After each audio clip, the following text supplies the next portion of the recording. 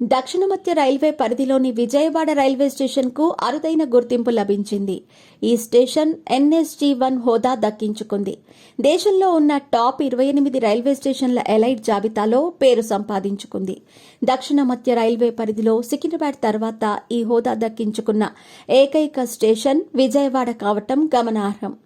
NSG-1 హోదాను 500 కోట్ల వార్షికాదాయం దాటిన రైల్వే స్టేషన్లకు లేదంటే 2 కోట్ల మంది ప్రయాణికులు ప్రయాణించే స్టేషన్కు ఇస్తారు. భారతీయ రైల్వే ఈ విధానాన్ని 2017-2018 సంవత్సరంలో తీసుకొచ్చింది.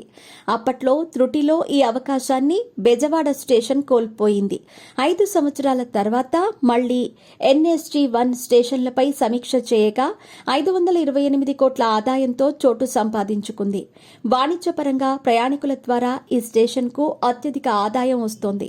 కీలకమైన చెన్నై, న్యూఢిల్లీ, చెన్నై కోల్కతా మార్గంతో పాటు మచిలీపట్నం, నర్సాపూర్, గుంటూరు, గుంతకల్లు, కర్నూలు మీదుగా బెంగళూరు చేరుకునే వెసులుబాటు విజయవాడ రైల్వే స్టేషన్ నుంచి ఉంది.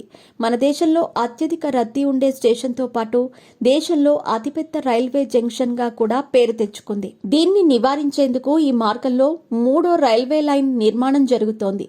అలాగే మరో రద్దీ మార్గమైన విజయవాడ, గూడూరు మార్గంలో కూడా 3వ రైల్వే లైన్ నిర్మాణం జరుగుతోంది.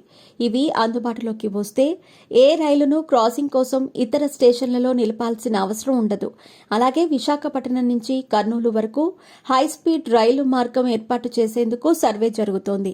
ప్రస్తుతం విజయవాడ, గుంటూరు రైల్వే జంక్షన్ల నుంచి రైళ్ల రాకపోకలు చాలా ఎక్కువగా ఉండటంతో భారతీయ రైల్వేలో ఇవి అత్యంత కీలకంగా మారాయి.